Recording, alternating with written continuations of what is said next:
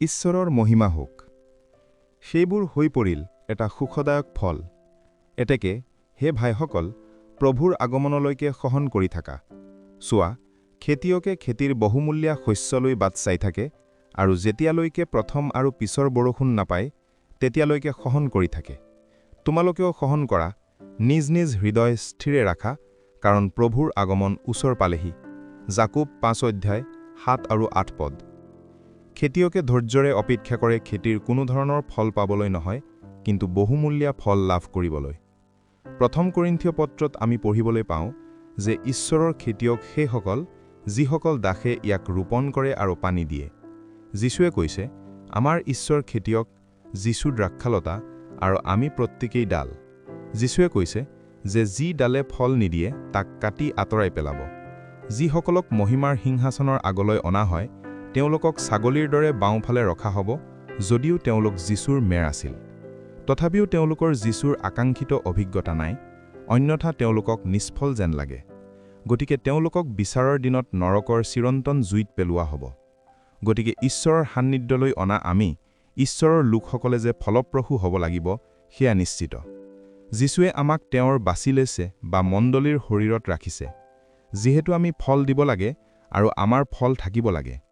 ইয়াৰ উপৰিও যদি আমি আমাৰ ভালপোৱা যীশুৰ দ্ৰাক্ষা বাগিচাত মণ্ডলীত অতি ফলপ্ৰসূ পাহাৰত থকাৰ সময়তে বনৰীয়া দ্ৰাক্ষাগুটি বহন কৰোঁ, তেন্তে আমাৰ ঈশ্বৰে আমাক ধ্বংস কৰিব। গতিকে আমাৰ ঈশ্বৰৰ আমাৰ প্ৰতি ইচ্ছা যে আমি ফলপ্ৰসূ হ'ব লাগিব, যাৰ অৰ্থ হৈছে ভাল ফল বা বহুমূলীয়া ফল থাকিব লাগিব। কাৰণ আমি আমাৰ ঈশ্বৰৰ হ'ব উচিত। আমাৰ ঈশ্বৰে আমাক মাতিলে আৰু মুক্ত কৰিলে, যিহেতু তেওঁ আমাক তেওঁৰ সান্নিধ্যত বহুমূলীয়া দেখিছে। সেয়েহে আমাৰ ঈশ্বৰে আমাৰ পৰা বহুমূলীয়া ফল আশা কৰে। যেতিয়া আমি এই বিষয়ে অধিক স্পষ্টকৈ জানিব পাৰোঁ, তেতিয়া খ্ৰীষ্টৰ চাহস্বৰূপ কইনাৰূপী চুলামিতে কয়, তাই নিজৰ প্ৰিয়জনৰ বাবে সকলো নতুন আৰু পুৰণি ফল জমা কৰি ৰাখিছিল। কেৱল সেইটোৱেই নহয়, যাৰ ভিতৰত সকলো সুখদায়ক ফল আছে। গতিকে সুখদায়ক ফল থকা সকল হ'বলৈ আমাৰ বাবে প্ৰথম আৰু শেষৰ বৰষুণে আমাক বহুমূলীয়া ফল হিচাপে সলনি কৰাটো প্ৰয়োজনীয়। বৰষুণৰ যি হৈছে ঈশ্বৰৰ বাক্য আৰু ঐশ্বৰিক মতবাদৰ দ্বাৰাই আমি বৃদ্ধি পাইছোঁ। ঈশ্বৰৰ দাস শ্ৰমিকসকলে ঈশ্বৰৰ সৈতে মিলি পানী দিবলৈ আমি লাভ কৰা মতবাদ আৰু উপদেশবোৰে আমাক খ্ৰীষ্টত সিদ্ধ কৰি তোলে। ইয়াৰ দ্বাৰাই আমি সুখদায়ক বহুমূল্য ফল হওঁ। যেতিয়া আমি পৰম গীতত পঢ়োঁ, সকলো ধৰণৰ সুখদায়ক ফল আমাৰ জীৱনত বহুমূলীয়া ফল হ'বলৈ হ'লে আমি সকলো পুৰণি আৰু নতুন ফল লাভ কৰিব লাগিব। অন্য অৰ্থত আমি 100 গুণ ফল দিব লাগিব। আনহাতে মঠি আৰু মাৰ্কৰ শুভবাৰ্তাত আমি পঢ়িবলৈ পাওঁ যে ভাল মাটিত চিচা বীজে 30 গুণ, 60 গুণ, 100 গুণ ফল দিয়ে। এই তিনিও বীজ উৎপাদনে আমাক মানৱিকভাৱে আলোড়িত কৰি আমাক উৎসাহিত কৰে যাতে আমি 100 গুণ অভিজ্ঞতা লৈ যাওঁ। আনহাতে যেতিয়া আমি আধ্যাত্মিকভাৱে মঠি আৰু মাৰ্কৰ শুভবাৰ্তা অতিক্ৰম কৰি লোকৰ শুভবাৰ্তাৰ ওচৰলৈ অহা বুলি ভাবোঁ, বা যেতিয়া আমি শাস্ত্ৰৰ গভীৰতালৈ যাওঁ, তেতিয়া 30 গুণ আৰু 60 গুণ নহয়, আনহাতে আমি ভাল মাটিত চিচা বীজে 100 গুণ উলিওৱা বুলি পঢ়োঁ। আমি অভিজ্ঞতা অনুসৰি ঐশ্বৰিক বৃদ্ধি লাভ কৰোঁ আৰু ইয়াৰ দ্বাৰাই ঈশ্বৰৰ জ্ঞানত সকলো বিষয়তে তেওঁত বৃদ্ধি পাওঁ। খ্ৰীষ্ট যিজন মূৰ স্বৰূপ।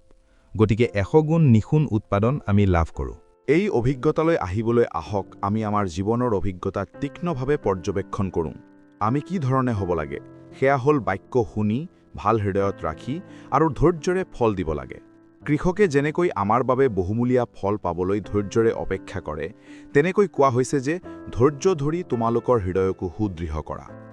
মুঠতে আমি বহুমূলীয়া ফল থকা বা সকলো ধৰণৰ সুখদায়ক ফল থকা লোক হ'বলৈ, শতগুণ উৎপাদন পাবলৈ, আনকি যীশুৱেও কৈছে যে সৎ আৰু ভাল হৃদয় ৰাখি ধৈৰ্য ধৰা। এই উপলক্ষে আমি আমাৰ হৃদয়ৰ গুৰুত্ব অতি স্পষ্টভাৱে বুজিব লাগিব। যেতিয়া আমি পৰিত্ৰাণৰ সময়ত আমাৰ জীৱনৰ প্ৰাৰম্ভিক পৰ্যায়লৈ মনোযোগ দিওঁ, তেতিয়া আমাৰ ঈশ্বৰে কিছুমান কাম কৰে যাতে তেওঁ আমাক তেওঁৰ বিধিসমূহত চলিবলৈ আৰু তেওঁৰ নিয়মসমূহ পালন কৰিবলৈ বাধ্য কৰে। ঈশ্বৰে শিলৰ হৃদয় অঁতৰাই আমাক মাংসৰ হৃদয় দিয়ক আৰু তেওঁৰ আত্মা আমাৰ ভিতৰত ৰাখক। এইটো পুৰণি নিয়মৰ সন্তসকলৰ অভিজ্ঞতা নহয়, কিন্তু নতুন নিয়মৰ মণ্ডলীৰ অভিজ্ঞতা। আমাৰ ঈশ্বৰে আমাক সত্য আৰু সান্তনাদাত্ৰী আত্মা দিয়ক যাতে আমাৰ লগত চিৰকাল থাকিব পাৰে। ঈশ্বৰৰ আত্মা আমাত আৰু আমাৰ শৰীৰত বাস কৰে, যাতে পুৰণি নিয়মৰ অভিজ্ঞতাৰে নহয়, কিন্তু বৰ্তমানৰ অভিজ্ঞতাৰে ঈশ্বৰৰ মন্দিৰ হ'বলৈ অভিজ্ঞতা লাভ কৰোঁ। সত্যৰ আত্মাই আমাক সকলো শিকাওক আৰু আগতে ভৱিষ্যৎবাণী কৰা ধৰণে সকলো কথা স্মৰণ কৰাওক, যাতে আমি তেওঁৰ বিধিসমূহ পালন কৰিম আৰু তেওঁৰ নিয়মসমূহ পালন কৰিম। সঁচাকৈয়ে ঈশ্বৰে আমাক সৎ আৰু ভাল হৃদয় ৰাখিবলৈ আৰু শতগুণ ফল দিবলৈ সহায় কৰে। আনহাতে আমাৰ হৃদয়বোৰ আঁতৰি নোযোৱাকৈ প্ৰতিষ্ঠিত হ'ব লাগিব, নহ'লে চলোমনৰ জীৱনত ঘটাৰ দৰে আমাৰ জীৱনতো হ'ব। ঈশ্বৰে চলোমনক সাগৰৰ পাৰত থকা বালিৰ দৰে জ্ঞানী আৰু বুদ্ধিমান আৰু বিশাল হৃদয় দান কৰিছিল।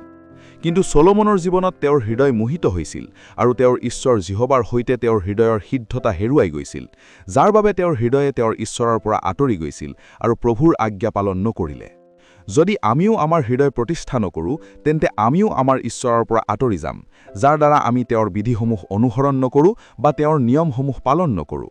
মানুহৰ হৃদয়ৰ অৱস্থালৈ চালে ঈশ্বৰে নিজেই কৈছে যে মানুহৰ হৃদয়ৰ কল্পনা সৰুকালৰ পৰাই বেয়া।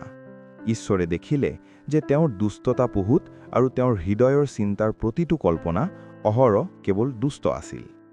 দুষ্ট হোৱাৰ অৱস্থা সলনি কৰিবলৈ ঈশ্বৰে শিলৰ হৃদয়খন আঁতৰাই বাপ্তিস্মৰ জৰিয়তে অনুতাপৰ সময়ত আমাৰ আধ্যাত্মিক জীৱনৰ আৰম্ভণিতে মাংসৰ হৃদয় দিয়ক। অবিৰতভাৱে অভিষেকৰ দ্বাৰা তেওঁ আমাৰ ভিতৰত পবিত্ৰ আত্মা ৰাখিলে। কিন্তু যি ব্যক্তিয়ে ঈশ্বৰক চিনি পায়ো তেওঁক ঈশ্বৰ বুলি গৌৰৱ নকৰিলে আৰু ধন্যবাদ নিদিলে, কিন্তু তেওঁলোকৰ কল্পনাত অসাৰ হৈ পৰিছিল আৰু তেওঁলোকৰ মূৰ্খ হৃদয় অন্ধকাৰ হৈ পৰিল। এতিয়া ঈশ্বৰৰ সান্নিধ্যত বহুতে অকৃতজ্ঞ হৈ জীয়াই থাকে, কিন্তু আমি সকলোৱে ঈশ্বৰক ভাল মন আৰু ভিতৰৰ সকলো বস্তুৰে প্ৰশংসা কৰিব লাগিব। তেওঁৰ সকলো উপকাৰ পাহৰি যাব নালাগিব। কেৱল সেয়াই নহয়, আমি ঈশ্বৰৰ মহিমা কৰিবলৈ ঋণী। আনকি আমাৰ প্ৰতিদিনৰ খোৱা বোৱা সময়ত জীৱনৰ প্ৰতিটো অভিজ্ঞতা ঈশ্বৰৰ মহিমাৰ বাবে হ'ব লাগে। কিন্তু আজি বহুতে নিজৰ মহিমাৰ বাবে নিজৰ মহিমা বিচাৰে, যাৰ দ্বাৰা তেওঁলোক সত্যবিহীন আৰু অধাৰ্মিকতাত আছে। এনে লোকৰ জীৱনত তেওঁলোকৰ হৃদয় কেৱল অন্ধকাৰ হোৱাই নহয়, কিন্তু তেওঁলোকৰ হৃদয়ৰ অন্ধতাৰ বাবে তেওঁলোকৰ বুজাবুজি জ্ঞান হেৰুৱাই পেলায় আৰু অজ্ঞানৰ দ্বাৰা হৃদয় কঠিন হৈ পৰে। ঈশ্বৰৰ জীৱনৰ পৰা বিচ্ছিন্ন হৈ নিজ নিজ হৃদয়ৰ কঠিনতাৰ দ্বাৰাই হোৱা তেওঁবিলাকৰ আন্তৰিক অজ্ঞানতাৰ কাৰণে ঈশ্বৰে দিয়া জীৱনৰ ভাগী নহয়। মুঠতে সিহঁত পিছুৱাই গৈ পূৰ্বৰ শিলৰ দৰে হৃদয়ৰ অৱস্থালৈ ঘূৰি যায়। সেয়েহে আমি নিজেই আমাৰ হৃদয়ত বিচাৰ কৰা উচিত। বেয়া হৃদয়ে ভাল কথা ক'ব নোৱাৰে, গতিকে আমি নিজকে চিনি পাব লাগিব, কিয়নো হৃদয়ৰ প্ৰচুৰতাৰ পৰাই মুখে কথা কয়। কৰ্মৰ জৰিয়তে তেওঁলোকে নিজৰ হৃদয় জানিব পাৰে। যদি হৃদয় বেয়া হয়, তেন্তে তেওঁলোকৰ কৰ্মবোৰো বেয়া বুলি প্ৰকাশ পাব। অন্যথা যদি আমাৰ হৃদয় সৎ আৰু ভাল হয়, তেন্তে আমি ভাল কথা কম আৰু ভাল কাম কৰিম। মন সকলোতকৈ কপটময় আৰু অতি দুষ্ট, গতিকে আমি ইয়াক জানিবলৈ অধ্যৱসায়ী হ'ব লাগিব। কেৱল সেয়াই নহয়, যেতিয়া আমি আমাৰ ঈশ্বৰৰ হাতত নিজকে সমৰ্পণ কৰি প্ৰাৰ্থনা কৰোঁ, তেতিয়া তেওঁ আমাৰ হৃদয় বিচাৰ কৰিব আৰু ইয়াৰ দ্বাৰা তেওঁ আমাক আমাৰ মাজত থকা যিকোনো দুষ্ট পথ চাবলৈ সহায় কৰিব আৰু আমাক চিৰন্তন পথলৈ লৈ যাব। তেওঁ আমাক নম্ৰ কৰিব আৰু আমাৰ হৃদয়ত কি আছে সেইটো জানিবলৈ প্ৰমাণ কৰিব। নিৰন্তৰে আমি নিজকে নম্ৰ কৰোঁ আৰু প্ৰাৰ্থনা কৰোঁ, যাতে আমাৰ হৃদয়ক জনা ঈশ্বৰে আমাক পবিত্ৰ কৰে আৰু সাক্ষ্য দিবলৈ আমাক পবিত্ৰ আত্মা দান কৰে। যিহেতু পবিত্ৰ আত্মা আমাৰ ভিতৰত আহিব, সেয়ে আমাৰ এখন সৎ আৰু ভাল হৃদয় থাকিব, যি আমাক তেওঁৰ পথত চলিবলৈ আৰু তেওঁৰ বিধিবোৰ মানিবলৈ আৰু পালন কৰিবলৈ বাধ্য কৰাব। বাক্য শুনি তাক পালন কৰক আৰু ধৈৰ্যৰে শতগুণ ফল দিয়ক। ইয়াৰ দ্বাৰা আমি সকলো ধৰণৰ সুখদায়ক ফল থকা লোক হিচাপে পৰিৱৰ্তিত হ'ম আৰু তেওঁৰ সান্নিধ্যত বহুমূল্য ফল হিচাপে দেখা পাম। তাৰ বাবে আমাৰ প্ৰভু ঈশ্বৰে আমাক সহায় কৰক আৰু আমাক প্ৰস্তুত কৰক।